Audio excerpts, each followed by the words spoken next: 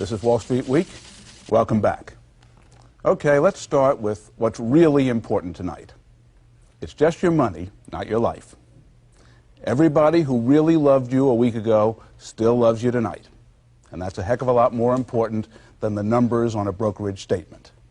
The robins will sing, the crocuses will bloom, babies will gurgle, and puppies will curl up in your lap and drift happily to sleep, even when the stock market goes temporarily insane. And now that that's all fully in perspective, let me say, ouch, and eek, and medic. John Templeton, the newspaper Variety, recalled its famous 1929 headline this week. They said, "Wall Street lays an egg, the sequel." You were around in 1929, although you weren't as active as you are today. What's the comparison?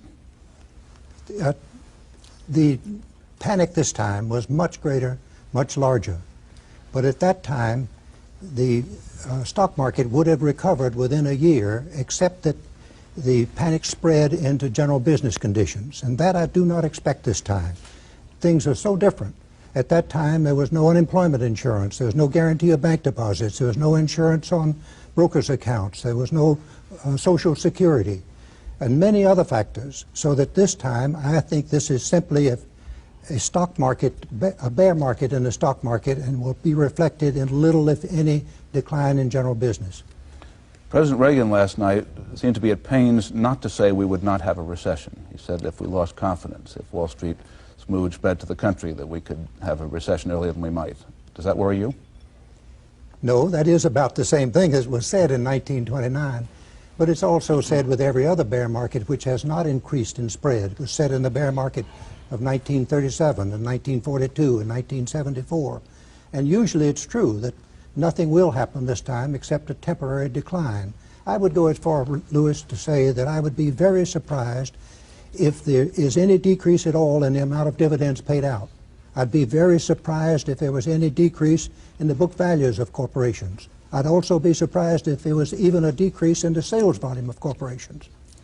What's your advice to people in terms of the stock market now? Patience, be a long-term investor, be prepared financially and psychologically to live through a series of bull markets and bear markets, because in the long run, common stocks will pay off enormously. The next bull market will carry prices far higher than this one. Why? Because the whole nation is growing more rapidly. Gross national product of the nation will double in at least the next 10 years. We think the gross national product of the nation 40 years from now will be 64 times as high as it is now. And that will be reflected in sales volume and profits and share prices.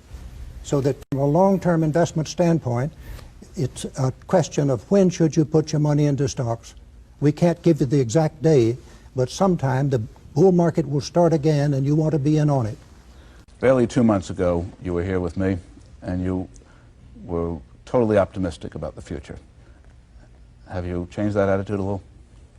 No, Lewis, the outlook is so wonderful that none of us really understand.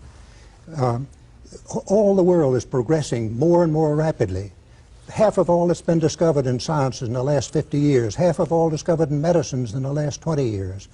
There are 10 times as many shareholders now as there were 40 years ago.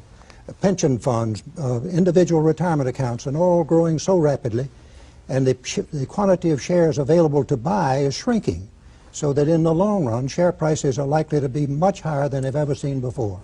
You and I may believe that, but what do you tell the individual who sees a market crashing the way this one's crashed, thinks he's at the mercy of computers and big money managers? How can he have any assurance that this is a reasonable way to prepare for one's future? By looking at history, there's never been a time when you could have invested, never in the last 40 years, been a time when you could have invested on common stocks that you wouldn't have made money over a 5-year period.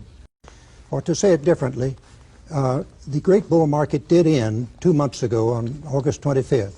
We are already now well into a bear market, but it's possible the bear market has already ended. But if it hasn't ended yet, the chances are it will end by the end of next year. So all of us should start focusing on when can we get in order to share in the next bull market. Would you race to buy stocks Monday morning, or would you wait and let this market settle? I would wait and let this market settle.